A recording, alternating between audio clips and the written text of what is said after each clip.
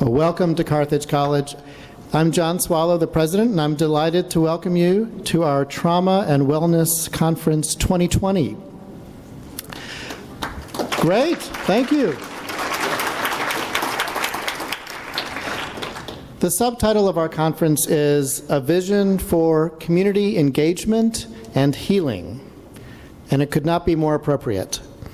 What we hope to accomplish over the next day is to thoroughly explore the links between trauma and resiliency and gain a better understanding of how both trauma and wellness impact an individual's or a community's economic viability. Those teaching and learning in the health professions are talking increasingly about trauma-informed care. And there is revolutionary potential in this new work in terms of radically changing how we think about poverty, biology, politics, economics, psychology, and many other aspects of individual development and societal structures. Faculty and students at Carthage are doing work in many related areas. Among them is Professor of Psychology and Neuroscience Dan Miller, who has a 20-year research collaboration with the New York Department of Veterans Affairs, examining why some humans, when confronted with a traumatic event, live life normally afterwards, while others are haunted by the trauma throughout their lives. Others include Clinical Assistant Professor of Social Work Deborah Minsky-Kelly, one of our conference speakers, who explores trauma across social contexts to help students learn how to approach those impacted by trauma in fields as diverse as criminal justice, nursing, social work, and teaching. And Professor of Practice in Education Michelle Hancock, from whom you were also here, who has led school districts in the implementation of a trauma-informed approach to promote educational environments that are less stressful, leading to a more positive experience for students, educators, and parents. Faculty in drama have staged performances and talkbacks of plays like Sophocles' Ajax, which takes audience members on a heart-rending journey of loss, grief, and mental illness. Tomorrow, you will have the opportunity to see scenes from the play Fighting for Home, directed by Associate Professor of Theater Martin McClendon. And there are critical related questions being explored around race, class, and the criminal justice system by Assistant Professor of Sociology and Criminal Justice Catherine Hilson, from whom we will also hear. At the same time, our co-sponsor for this conference, the Milwaukee Journal-Sentinel, has invested much in the exploration of this topic, and we thank them, and in particular editor Dave Haynes, for their partnership in planning this event.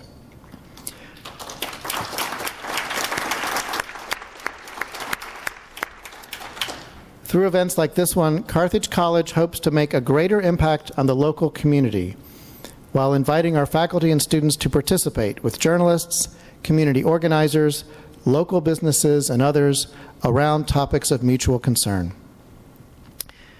Before I introduce our keynote speaker, I would like to take a moment to thank the members of the planning committee for this conference, Carthage faculty members Michelle Hancock, Deborah Minsky-Kelly, and Michael McShane, Carthage staff member Brandon Rook, Carthage student Joanna Badillo, and groundbreaking journalist John Schmidt. Let's give them all a round of applause.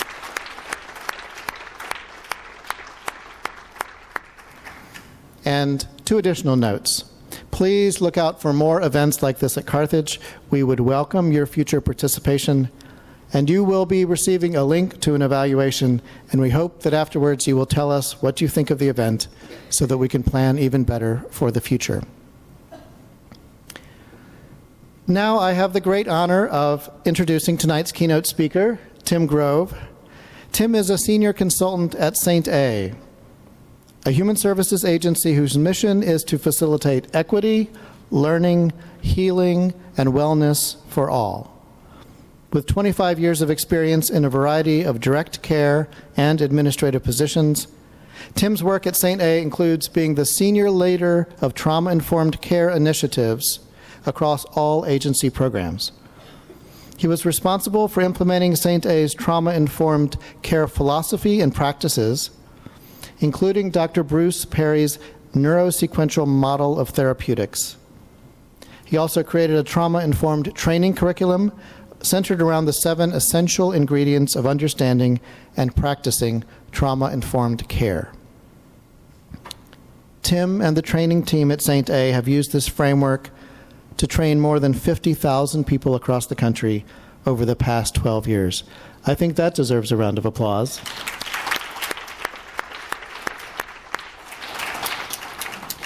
Tim is a mentor with the Child Trauma Academy and a master trainer in Dr. Rob Anda and Laura Porter's ACE interface curriculum.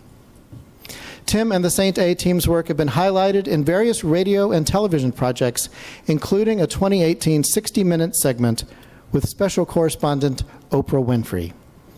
Their work has also been showcased in a number of magazines, journals, and newspapers, including a 3-year study on the effectiveness of his framework in child welfare, published by the Journal of Child Custody in 2019. Please join me in welcoming Tim Grove.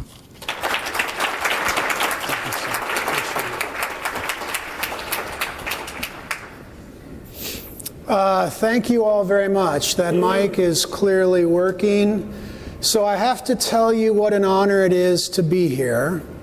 And some of you who I see that look very familiar to me will know this story. 25 years ago, this July, I started working the streets of Racine and Kenosha. And I often tell this story when I'm with Racine and Kenosha crowds because I think it is somewhat instructive. I'm at the stoplight of 6th and Memorial in Racine, so some of you probably know exactly where that is. And I've got a car back in the day with a manual window. Some of you can say, "What is that?" Others might say, "Amen, brother," whatever. So I'm waiting at the stoplight for the light to turn from red to sort of green so I can go, and this woman approaches my car. Sort of younger African-American woman, and I start to think about what's going on. And my mental models make me say, well, clearly she's lost and maybe she needs some directions, which is an interesting mental model for a white male from Iowa to take. Other mental models that are working through my head might mean, well, how can I help in some way, shape, or form? It turns out she was trying to help me, but perhaps in ways that were either illegal, although perhaps fun, that I clearly didn't understand. And I tell that story partly because it's a bit of a decent icebreaker, but also because it may help you appreciate an evolution of a white male.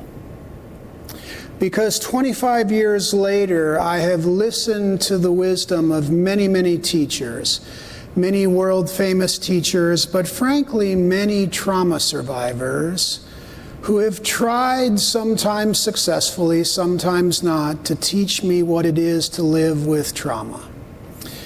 And I think what you'll hear today, I want you just to keep in mind 25 years ago, and a young kid from Midwestern Iowa thinking about trying to save the world with a lot of enthusiasm, a lot of passion, but also, frankly, a lot of naivete, and frankly, a little bit of ignorance. And so I hope what you'll sort of appreciate when we're done is some perspective on that evolution. Having said that, let me just invite you all to do something we do for every speech we give. You can't really talk about trauma if we're going to genuinely hold the pain that people possess without provoking. That means if I do my job, some of you will be uncomfortable. That means if I do my job, some of you will have memories that get stirred that might be a little difficult to sit with. Please hear me when I tell you the reason I do that is because I know from the survivors who have taught me that when you're sitting across the table from them, they need you to hear. They need you to feel. They need you to take in the pain that they're sort of trying to make sense of and say, who can I share that with? Who can I give it to? Who will believe me? Who will absorb it in its full capacity? And part of what allows us to absorb that pain is when we find those moments of being uncomfortable, we stay with them for a little bit longer. If you're sitting by someone you trust, you reach out and sort of see if they will take your hand. You find a way to stay with it for a few more seconds. And we believe when you do that, you will convey permission to the people you're trying to help. So if that happens tonight, please remember that invitation to stick with it just a little bit longer. Having said that, if it becomes too much, your emotional safety is always a priority. So do whatever it is that you do to make sure that you can be present and engaged and safe during this conversation. The other thing I would invite you to do is this. We run the risk when we get into the neurobiology of trauma, when we talk about statistics and numbers, when we celebrate the amazing work going on in Kenosha and Racine in the state of Wisconsin, that we lose the humanness of this discussion. And I really don't want that to happen. So I want to invite you all right now to come up with a face. When you think about trauma and pain, what face comes to mind? Maybe it's your own. Maybe it's a client you've worked with who sort of shared some of their pain with you. But take a moment and flush out that face. See it in front of you and make sure that you hold that as a present face while we have this conversation, so that we don't forget, amidst all the neurobiology, amidst all the numbers, amidst all the stats, that that is the essence of this process. That face. That face going from scared, from angry, from frustrated, from painful, to maybe a little bit of resilience, a little bit of belief in possibility, etc. Do you all have a face? Okay. So, a little bit of an outline for you. I want to start out by celebrating. It's going to be a bit of a party, not a formal party with champagne and things like that. But if you live in Wisconsin, you have every right to be proud about what we've done in this area of trauma-informed care. 12 years in, there has been some amazing progress. So in the first 10 or 15 minutes or so, we'll have a bit of a party. And it might even, if you'll engage with me, feel a little bit like a party. And then, this is a little bit of forewarning, I'm going to crash the party. I'm going to ask some provocative questions around whether or not we've gone far enough. I'm going to provoke probably a few of you to say, what does being trauma-informed really mean? What is the depth of the pain that probably is hard for us to see? And then we'll talk a little bit about some of the things we've learned in 12 years of doing this work. And in the end, because you've got to end this way, we'll look forward to the future. And we'll give you some perspective in terms of what we think might be next. So does it sound like you're ready for a party? At least the first part? Thank you, Frank. All right, so you can't really have a good party. Some of you will appreciate what I'm up to here without a little bit of music and dancing. Rebecca, music and dancing? No. But I would ask you to oblige me. This, I promise, will be the only audience participation I'm going to ask of you. But does anybody know, probably between the age, well, actually there was a great movie called Bohemian Rhapsody out recently. Do you know that Queen had this brilliant strategy about engaging the audience? And what they did was a simple process of "we will rock you." So would someone bravely initiate that process? Bang on your table and clap, and then the rest of you follow suit. Oh, you got it. Let Kenosha hear you. Let Racine hear you. Okay, that's enough fun. Too much fun. Party's over. That was a good party, right? So a little bit of a trauma lesson for some of you. The occupational therapists of the world, are there any in the room? Know that rhythmic and repetitive movement, especially in a group setting, is very regulatory. But you know what? That's kind of a way of taking sort of stake in an idea that indigenous people have known for thousands of years. Dancing, drumming, things like that, that cultures have done across the world are remarkably regulating. So we tricked you into a little bit of regulation.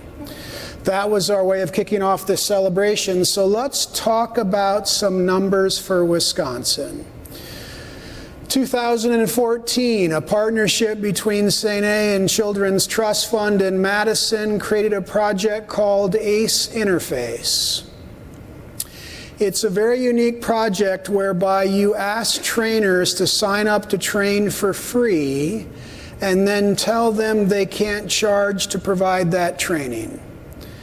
We've had over 100 trainers say, "I'm in." And in the 5 years of that project, 20,000 people across the state of Wisconsin have been exposed to the core adverse childhood experiences science. Are there folks in the room who aren't familiar with the adverse childhood experiences science? Because if so, we can do a really quick 30-second catch-up, a couple.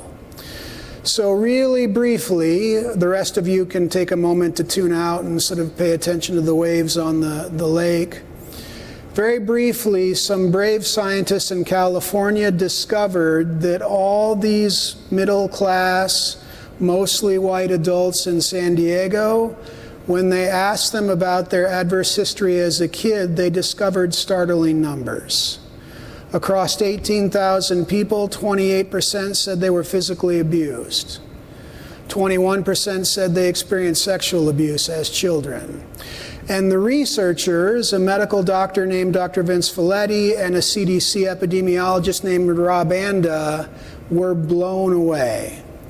This study has now been replicated over 100 times. It's one of the best sources of science for this conversation we're having tonight, including now 26,000 Wisconsinites who have answered that question. And it turns out across 30 plus states in this great country of ours, those numbers of adversity keep getting replicated from state to state. That's the Crib Notes version of the ACEs study. So it's a really good reason to celebrate in Wisconsin that 20,000 people have been exposed to that core message, are a little more adverse and trauma aware, and many of them are starting to think about how to promote healing in their communities. Let's talk politics. Yes, there's a debate tonight on one side of this sort of political continuum. I know some of you just got nervous. President Swallow just said, "Oh gosh, where's this going to go?" So what's interesting about this conversation so far is actually how apolitical it has been.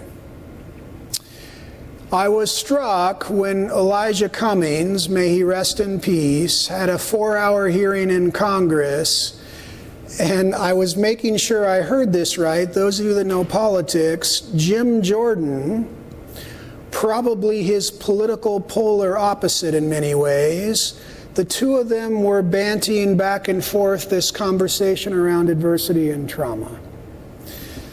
That, at least in a preliminary way, is a really good sign, and that's also true in Wisconsin. I would sort of offer to you that when now Governor Evers and then Governor Walker were campaigning a couple of years ago, they were having a bit of a competition to see who was more trauma-informed. And I think while in some ways that's kind of interesting, you can kind of sit back and smile and say, isn't that cool? So Governor Evers, I think many of you know this, was behind an initiative at DPI to build a whole series of trauma-sensitive schools modules, and also was part of a safety grant through the Department of Justice to sort of offer a 3-hour training to schools in Wisconsin. 600 Wisconsin schools have done the 3-hour training. There are 440 so school districts in the state of Wisconsin. Nearly half of them are sort of significantly engaged in trauma-sensitive practice. That is worth celebrating. That is a really good marker and sign for our state. Let me read you an email from a woman by the name of Ramona Burton. So it goes like this from April of 2018. Good afternoon, Mr. Grove. I'm following up on my voicemail from this afternoon. As I mentioned in the voicemail, I am with the U.S. Government Accountability Office, the research arm of Congress. Recently, we received a request from Senator Richard Durbin and Representative Danny Davis, both from Illinois, to study how selected states identify and treat children and families who have experienced or are at risk of experiencing trauma.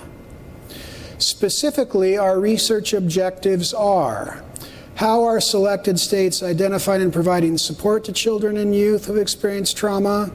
What training is available and what supports do federal agencies provide? Here's the sort of real question: to help states improve services to children affected by trauma. Wisconsin has been mentioned by several experts as demonstrating leadership in the area of trauma-informed care. That garnering that kind of national attention from, let me say this very lovingly, those Illinois folks, sorry you Illinois folks in the room, is a really good something to celebrate for the state of Wisconsin. More celebration. My dear colleague there at this table up front, John Schmid, took on a project, how many years ago now, John? 4 years ago? Somewhere in there. The beginning is a little murky, right? Countless hours, countless interviews, with a very curious mind saying, what am I looking at? I'm looking at this economic data that cannot be explained by traditional economic dynamics. What am I missing? Kind of like Dr. Folletti saying, what am I missing in my obesity program? John's research led him to a conclusion that said this may be one of the most salient things we can prioritize. And that work has continued time and time again. And some of you know the backstory that Oprah Winfrey's niece, Krishanda Lee Perez, read John's article, and as I understand it, sort of sent it to her aunt and said, you got to read this. That led to me getting a voicemail from a gentleman by the name of Rome Hartman from CBS News. Now, a little backstory. I'm really bad with returning voicemails. So my CEO is in the room, but 5 days later, I called Rome back. It's a good thing he had some patience. And what he said to me on that phone call was, Tim, we're looking to do a story. And I need to tell you right now that this story is going to be a little unique because of the special correspondent who wants to do this story, a woman by the name of Oprah Winfrey. It was hard to find words after he mentioned that on the phone, but words indeed were found. And what was really compelling about that story was its celebration of this region, of the work being done in Milwaukee and southeastern Wisconsin in the realm of trauma-informed care. Something to celebrate. I have to lift up my colleagues at 414 Life, the Office of Violence Prevention in Milwaukee.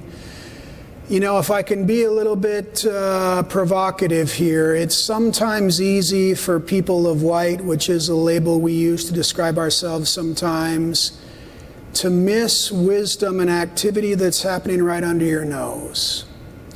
So what we can often think is that we're the only ones who have the answers.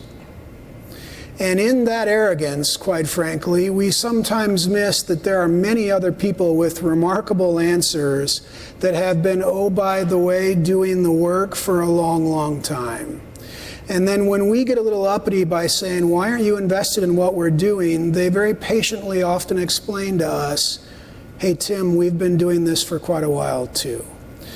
So Reggie Moore and others who have been part of that project and the Blueprint for Peace need sort of their own recognition in terms of the amazing work that's happening in Milwaukee for many, many years, trying to bring some of these same conversations to that city.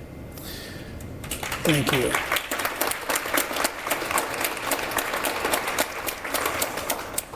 A couple more things to celebrate and then the party's over. So, SWIM is not just trying to get across Lake Michigan. SWIM is called Scaling Wellness in Milwaukee. This was an initiative hatched by many people, but primarily led by Mike and Amy Lovell, Dr. Lovell from Marquette University, Amy Lovell from RedGen, driven by a passion to say, can we create some synergy around all the great activity in our communities? Can we become something of a learning collaborative and become a collective force to move this conversation forward? We are trying. And we are learning some humbling lessons around arrogance, around collaboration, and around what true partnership means. But I give the SWIM team a lot of credit. Frank is here from the steering committee as well. They are very passionate folks and very humble folks who are willing to be taught. Finally, I notice there are a few judicial colleagues in the room. I got some information from a judicial partner of mine, now the chief judge in Milwaukee, Mary Trigiano, who, by the way, hails from this neck of the woods. So one of your own is now the chief judge in Milwaukee County, which is probably worth celebrating in its own right. She sent me information from a national survey that asked all 50 states, what is the amount of training your judges have received on trauma-informed care? 64% of the respondents said the number was 0. In Wisconsin, 19% said the number was 0. Across the country, 16% say that number is 2 to 4 hours. In Wisconsin, that number is 66%. Now, I know judges are busy folks. They've got a lot on their plate. Many of you know that this has caught momentum and fire in the judicial and legal world, and that is something certainly worth celebrating in the state of Wisconsin. Okay, party's over. Thank you, Georgia. So when I was putting this together, I needed to find a metaphor, a phrase, a movie reference that captured this segue. And here was the best thing I could come up with. There's this scene in the movie Jaws where they're out looking for this shark, and at this point they don't know how big it is. And the one guy in the back of the boat, and it's a really small boat, generally speaking, is putting out some bait for this creature. And the bait works. And Jaws swims by, and his jaw drops, and he goes up to the captain and says, "You're going to need a bigger boat." I think that reference will make sense because here's the truth I want to offer you. In all that celebration, it is not nearly enough. In all that good work, in all that training, in all those thousands of people, it is not nearly enough. And so the question becomes, if that's true, Tim, then what is missing? What are the gaps we need to fill? What do we need people to do? And the best way I can answer that question for you is in the form of a story about one of my faces of trauma. Remember when I talked about this might be a little provocative or unsettling? This is probably going to be one of those times. I'm going to modify this story a little bit to protect the privacy of this person's narrative. So please keep that in mind. There are pieces of this that will reflect that story. The other pieces that I will add are purely for that objective. I want you, though, to think about an 8-year-old girl who is sleeping in her bed and is awoken at 3 o'clock in the morning by a middle-aged man putting her over his shoulder and hauling her out of the house. Imagine what she's probably thinking. Imagine, for those of you that know about cortisol and all the neurobiology of stress and trauma, what's coursing through her body. And then imagine that a couple of men brutally sexually and physically assault her, and then leave her to die in an alley. And then imagine the happenstance that someone's coming home from a club at 3:45 in the morning and hears the soft whimpering of her body. And probably because of that interaction saves her life. Now, just to make sure, again, fair warning, we fully appreciate what happened to her. We're talking about a trauma surgeon having to spend hours doing reconstructive surgery. We're talking about months of having to wear a colostomy bag because of the damage and the pain. I ask you a very simple question. What does she need from us to not just survive, but maybe heal, maybe thrive? And does 3 hours of ACE training cut it? Does a judge knowing a little bit about the process of trauma provide what she needs? And oh, by the way, when we talk about trauma, it is one of the many factors that thwart child development. Neglect is way more common. Broader developmental insult, where we're too fascinated with the TV and not our kids, is even more common yet. Oppression, discrimination, also common. So what has to happen for her to heal, for her to not just survive but thrive? Are we prepared to fully absorb her pain with her? This question makes me kind of intrigued, and I go back to our ACE study. So her ACE score, hold yourself for this, is 17. 17. See, I worry, frankly, that even the frames we use, the 10 questions, the brilliant questions Dr. Anda and Dr. Folletti drummed up, are a helpful frame, but it doesn't nearly capture her truth. So in addition to this horrific event, she's got 16 other adversities. How do we absorb that? How do we sit across the table from her and say, share that with me? Not parts of it, not the 6 items you check off on the original questionnaire, but all of it. If our frame isn't broad enough, if our shoulders aren't broad enough, what we will say to her is only parts of your pain are what we care about. There's not a child I know that will heal if that's what we do. If she happens to be a kid of color, what does she need to heal? What if she's First Nations Native American? What if she's African American or black? What if she's Latina? What does she need to heal? We used to talk at SaintA about you can't really talk about trauma without talking about historical trauma, but let me say this a couple of times. You cannot heal from trauma without equity. You can't do it. Until the world that she lives in is fair and just, until the system she's going to interact with deconstruct the privilege, the equity, the fragility, she will not heal. Now, don't get me wrong, there are plenty of people who will try super hard, and her people's story is a story of strength. It's a story of unbelievable strength. But when we're going to say what is the end of the road for trauma-informed care, it has to include equity. That means individually, collectively, and structurally, we have to do things remarkably different. Here's the problem.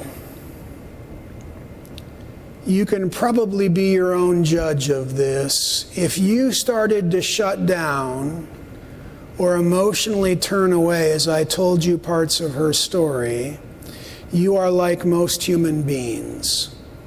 It just feels like it's too much for whatever reason. 63% of judges in the past year report struggling with vicarious trauma. 1 in 3 child welfare staff will struggle with secondary trauma. The list goes on and on and on for correctional officers, for first responders, for people on the front lines of absorbing this pain. So when they have their own trouble that doesn't allow them to hold her pain, we are missing the opportunity.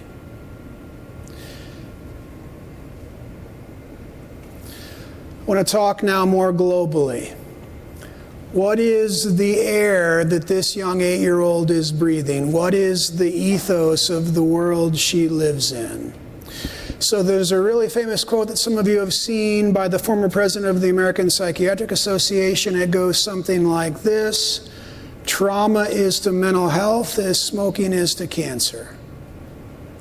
Trauma is to mental health as smoking is to cancer. So it got me thinking, let's talk about mental health in America. Before I give you some statistics, let me tell you a quick story. I met with a colleague yesterday. She was celebrating the birth 2 months ago of her second baby. And I said, "How are things?" with a big beaming smile that only males could probably give. And she said, "You know, Tim, I've been trying to figure out the right word. And what I've come up with is heavy." And I got curious around that, and as our conversation progressed, I said, "Can we come back to that? What do you mean by heavy?" So hang on to that question while I give you some statistics. 7 out of 10 Americans currently, today, report struggling with some aspect of mental health. 70%. 40 million American adults are currently officially affected by anxiety. And some of you have seen what the CDC is offering us in terms of life expectancy. 3 years in a row, life expectancy in this great country of ours has gone down. Now remember the math. If you've got a number of people aging until they're 85, 87, 88, 89, 90, or even beyond, think of what kind of numbers you need to have life expectancy decrease. You've got to have an 8-year-old in Ohio who commits suicide. You've got to have a 21-year-old who dies of a heroin overdose. At risk of being too crass, you've got to have a number of young people who are dying. And the CDC says from conditions that are preventable. So what is the collective air? Remember when I said I was going to crash the party? You're all feeling that right now, right? What is the collective air this kid is breathing? What is the water she's drinking relative to the quality of mental health that, frankly, we have created for her? And how do we start to solve those problems? Because it's not just about treating her trauma. Oh no.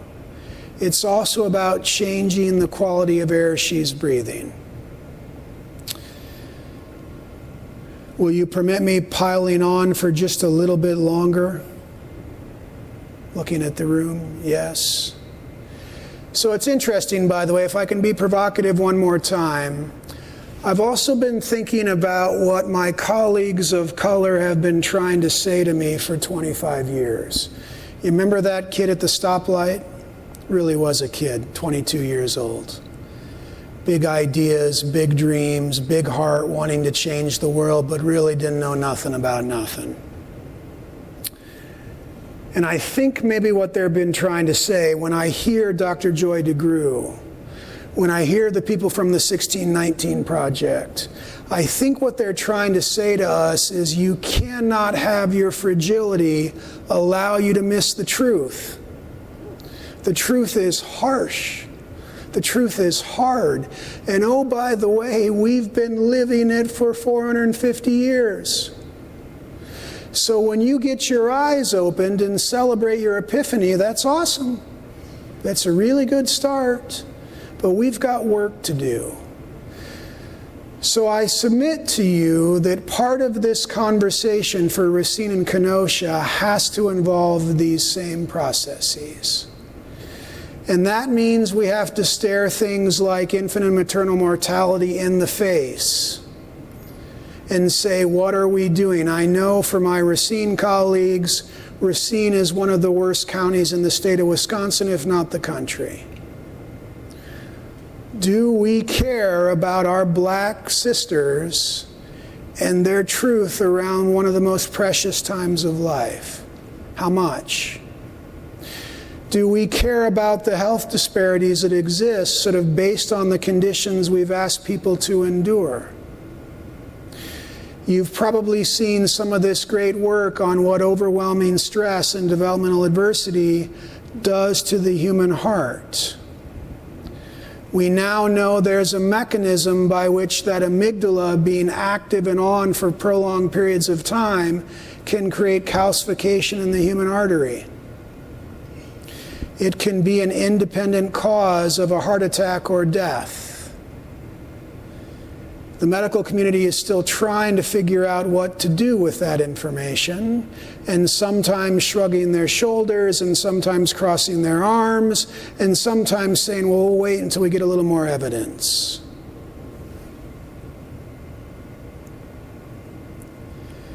One final thing. I am but a liaison to the wisdom of all this conversation around equity, historical trauma, et cetera, et cetera. It is not my story. I am part of the broader story, but please, even though it might be easier for some of you to hear it from me, please know where the wisdom exists. We can point you to colleagues and sort of friends who do amazing work teaching about this discussion. The 1619 Project is a really good place to start from an African American point of view. But there are many others who are going to be talking at this conference. I want to invite you to open your ears, open your heart, and hear their wisdom. John would be disappointed if I didn't talk about Raj Chetty. Probably, right, John? So one more bit of evidence for you in terms of how these processes of oppression become structural and sort of become quasi-permanent and endure well beyond the effects of the activity. So Mr. Chetty has this really amazing map he found that Lincoln used during the sort of days of enslavement of African folks to map out concentration of enslaved people in the southern U.S. And Mr. Chetty found this map doing his work around poverty, especially around economic mobility, the holy grail we want for everybody, right? We want our kids to do better than we did economically.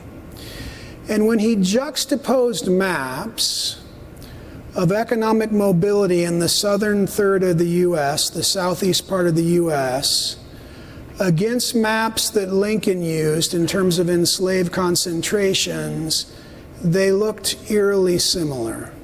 Because the economic mobility map had kids who were not outperforming their parents in the exact same spots where there was a high concentration of enslaved folks. And so what Mr. Chetty will talk about is one of the bridges out of poverty is this concept of social capital. The ability to relate to other humans, to trust other humans, and to believe that the institutional process that sort of they're surrounded by will give them a fair shake. If we're going to solve these fundamental problems, that has to be part of the discussion. Okay, a little bit more lighter stuff. There is some good news. Clinical treatment for post-traumatic stress disorder is probably one of the most heavily funded research processes currently at place in this country, and it is showing some remarkable promise. There's a number of really good treatments. I see Dimitri in the back of the room. Our colleagues at the Institute for Child Wellbeing in Milwaukee have one of their primary initiatives being to sort of make sure those information, those models get distributed and get available to people. That's a really, really noble project and really important work. What I also want to talk about is some of the work we've done, including some partnership with Dimitri back there, at taking and teaching this information to non-clinical people. So I think we can all agree that we will not solve the scope of that problem. Remember, we're going to need a bigger boat unless we broaden the number of healers. We lift up and empower the number of people who can provide little t therapeutic process for the people in your community you're worried about. This is not a new concept, by the way. In the public health world, they've got a name for this. It's called task shifting. Because if you live in rural India and you need to get to a licensed professional for intervention, you might have to travel 2 days. And you might have to pay quite a bit of money to get to that licensed professional. So they finally said, you know, what if we could teach what the professional knows to the people in his village? I know they don't have credentials. I know they're not necessarily trained, but what if we just empirically see what happens when we empower and teach them these core ideas? And lo and behold, what happens is sometimes they outperform the clinical professional. Now, this might be another example of folks like me sort of waking up to a truth that other folks have known for a long, long time.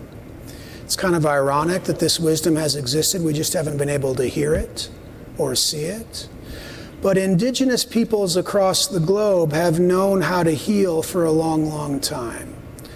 Those healing practices don't often get researched or funded, but I wonder if some of that is changing. So we took it upon ourselves to ask a fairly provocative question. What if we could take 4 child welfare teams in Milwaukee and teach them the core tenets of trauma-informed care? Now, before I go any further, I want you all, and I think you child welfare folks know you are my brother, and I love you dearly, but I'm going to pick on you a little bit. The rest of the room, I want you to think of your worst child welfare case manager stories you can think of.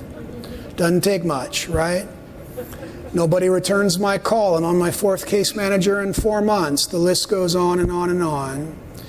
And so most of you would say, Tim, you are foolish to spend $500,000 teaching them trauma-informed practice. Who are you going to teach?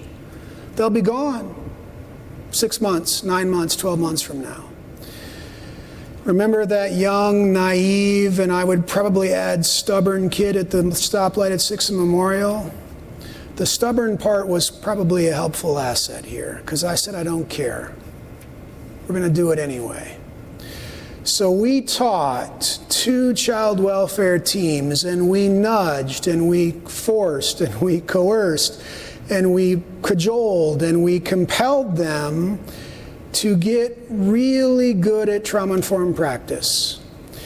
And our colleague Dimitri in the back of the room helped us evaluate this, and we were stunned by the outcomes. So 2 teams with higher than normal caseloads, with demographic comparisons that mirrored their control or comparison counterparts, doing trauma-informed practice sent double the number of kids to permanency. Twice as many kids went home, went to a family member, got adopted. That is a really cool discovery. Statistically, significantly more kids had less placement disruption. And here's what some of our staff said about the outcome of this project. These are direct quotes. "The project increased my investment in the agency." Interesting. "I enjoyed contributing to the initiative. In doing so, I engaged in something larger than myself. I appreciate the agency's focus on trauma, and I respect the work. I feel proud to work here." And recently, one of our new administrators said this: "I've been in the field for 30 years, and I have never seen a rehire rate like the one at SaintA." And it got me to thinking, what are the residual benefits of doing this work? Remember all that vulnerability for helpers, vicarious trauma and judges, secondary trauma and child welfare staff? Is it possible there's a collective healing opportunity for all of us, even while we need a bigger boat? So let me brag a little bit about Racine. The Racine people, especially a woman by the name of Carrie Mielke, who is somebody I've known for all of my 25 years in the field, was struggling in 2017. One day in 2017, as the story goes, Racine County had 500 kids in out-of-home care. That is good for nobody, by the way. 500 kids. Carrie, in her curiosity, said, "You know, Tim, I've been hearing about your research." This was before that research was published.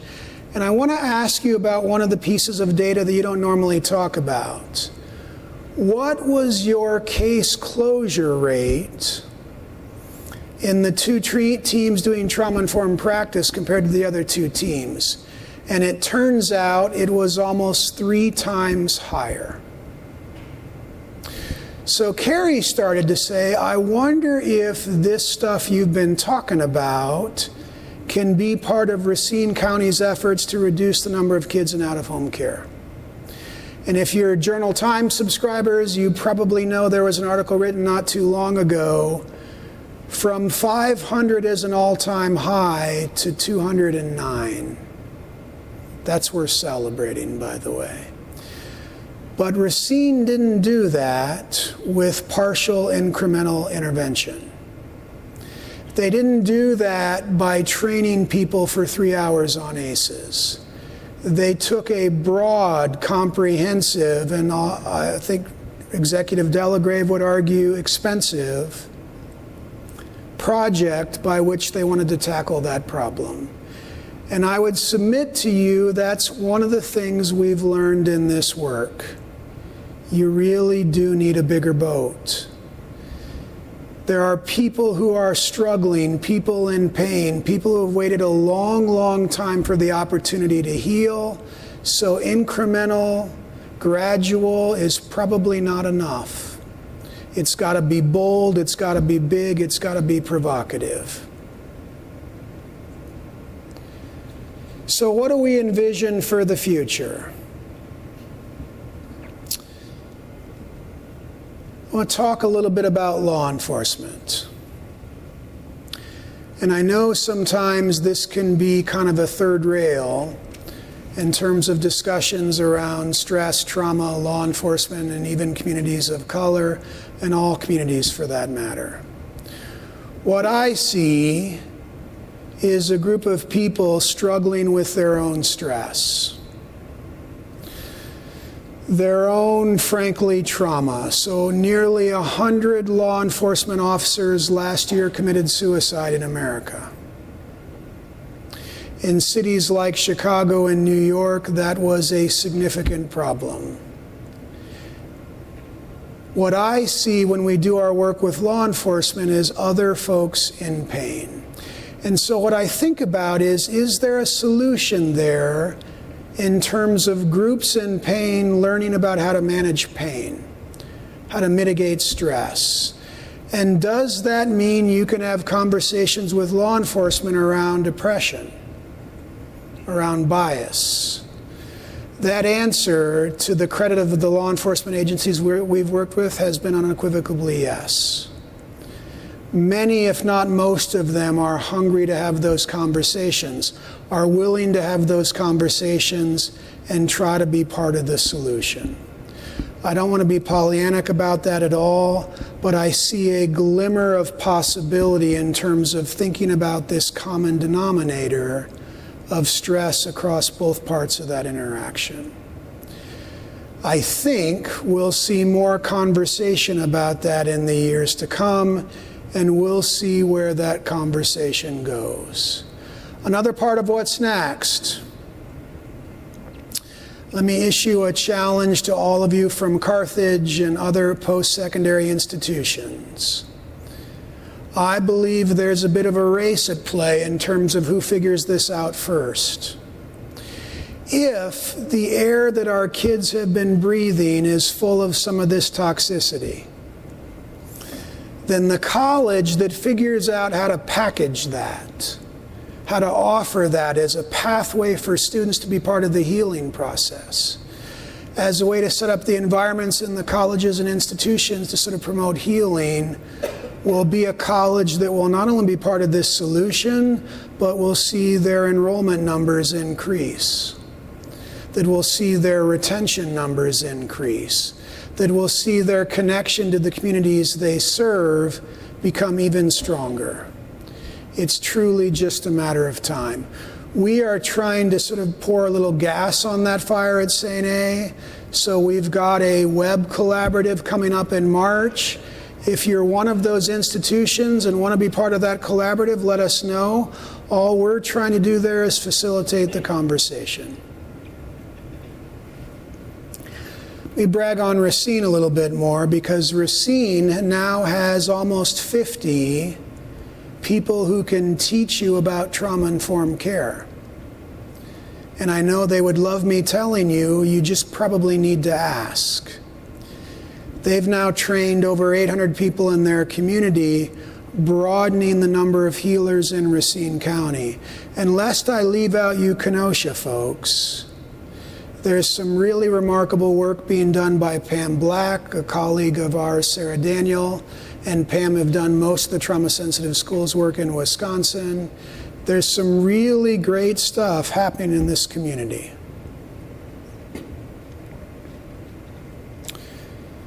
So, one more theme about what's next, and let me do a time check. How are we doing?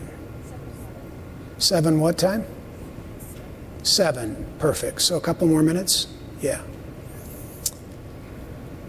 42 million jobs transitioned via turnover in America last year. 42 million. 77% of those were preventable. And the estimate in terms of the cost of that turnover is about $600 billion. 1 in 5 employees in the past 12 months reports significant harassment at work. Almost half of all American employees report some degree of burnout, costing almost $200 million a year. So guess what's next? Corporate America.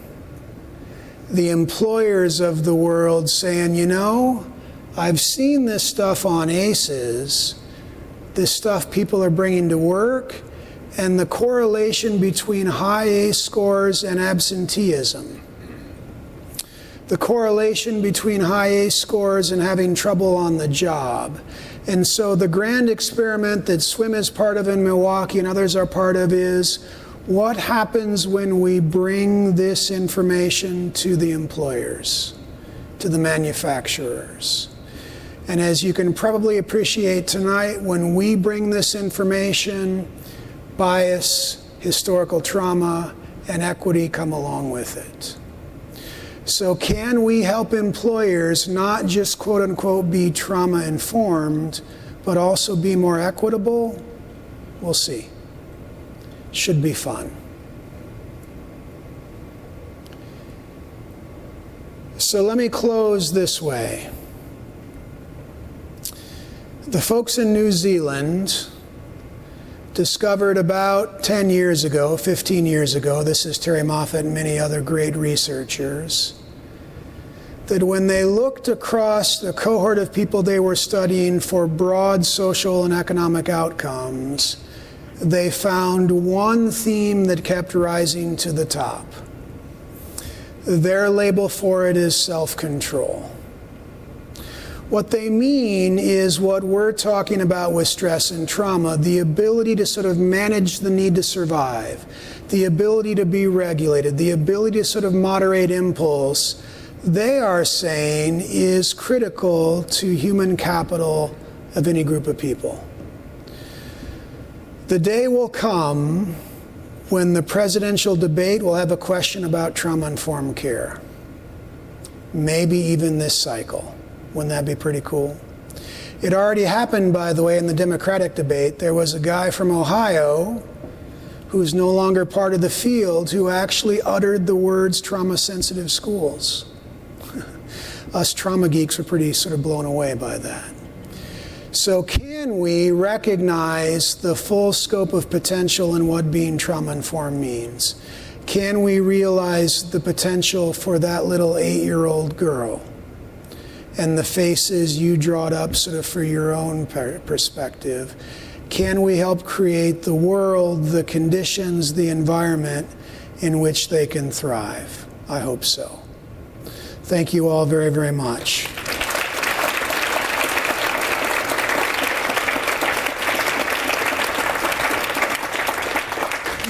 We are going to have a few minutes for questions. Yeah, awesome. All right. Anybody? You answered everything. We have stunned That them was into amazing. silence. Ah, wonderful.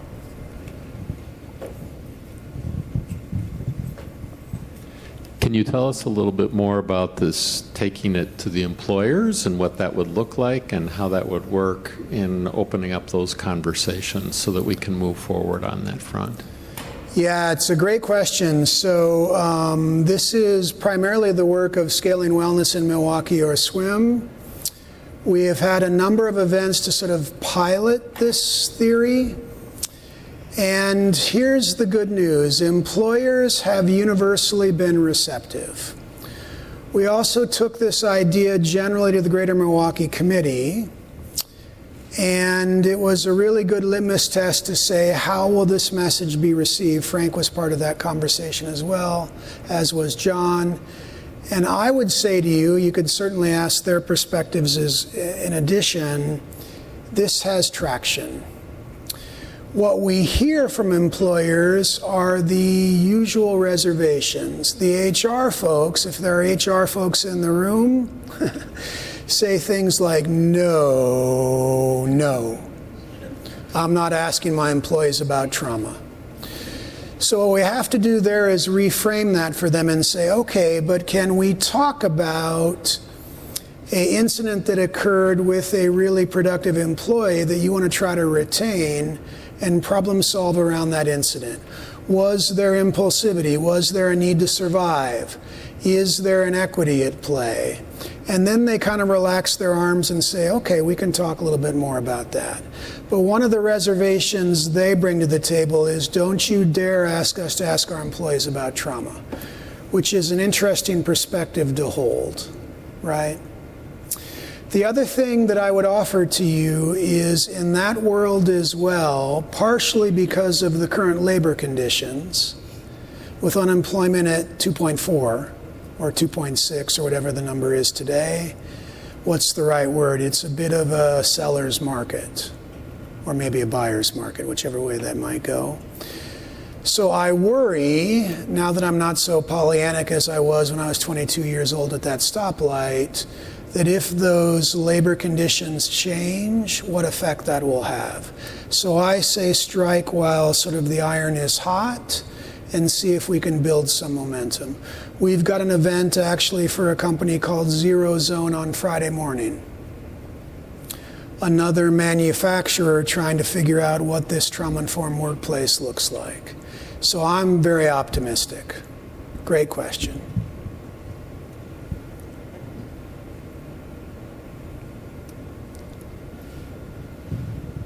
Coming.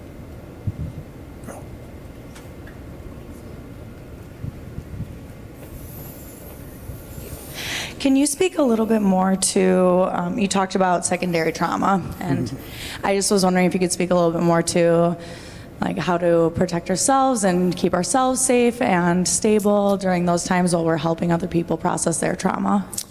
I promised this table raw and real, right? So the raw and real response to that question is to encourage all of you to look up a concept called moral injury. And you will find a very provocative doctor who will talk about healthcare 3.0. Now, his frame on your question is a really interesting one. Let me give you some direct quotes from the video.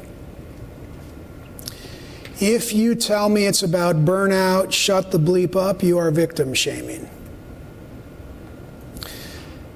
And I wonder sort of how much substance there is to that perspective, right? So if you think about the burnout message and what it implies, it kind of puts the onus back on the employee. It really means eat more kale and exercise longer in some ways. Or it sometimes means, you know, Tim, we've given you incentives and whatever. Have you done your biometrics? Have you done the smoking cessation?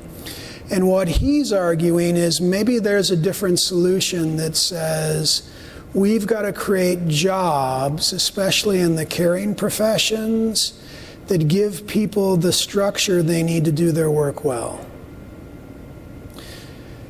The rate of suicide attempts in the medical profession is its own story. The rate of burnout, quote unquote, in the medical profession is its own story. And again, that's not unique to healthcare. So I wonder if he's got a point, but that is radical thinking. That probably translates to less patients per day. It probably translates to sort of more time with the patients they serve, and that challenges an economic engine that's going to create a little bit of tension. But I would answer that question in that somewhat provocative way, because that's a very new way to think about this. All the other terms, another way to think about that, if I can have a couple more minutes, it's kind of like the 10 ACE questions. We have a yearning as human beings to oversimplify. When the dissonance, this is really Joy DeGruy talking, when the dissonance gets to be too much, we reconcile the dissonance by making it simpler. And when we do so, we are remarkably disrespectful to human truth. Remarkably disrespectful. So don't call the headwinds that people in the caring profession feel and experience by one name, because it's not one name. Secondary trauma is different than primary trauma. One of our staff was called to a crisis when she got where she was going. Her client was hanging from a tree. That's not secondary trauma. That's primary trauma on the job. So if I'm supporting her and I'm trying to be simple and say, can we talk about your secondary trauma, she should reach across the table and slap me lovingly, hopefully. It's more complicated than that. So it's about burnout and secondary trauma and vicarious trauma and primary trauma history and moral injury. And these things often combine for each individual to create a very complex picture. So when we want to simplify, we basically offer a message of disrespect. That answered it very well. Okay, thank you. I think we could take one more question. There was one in the back. Yes.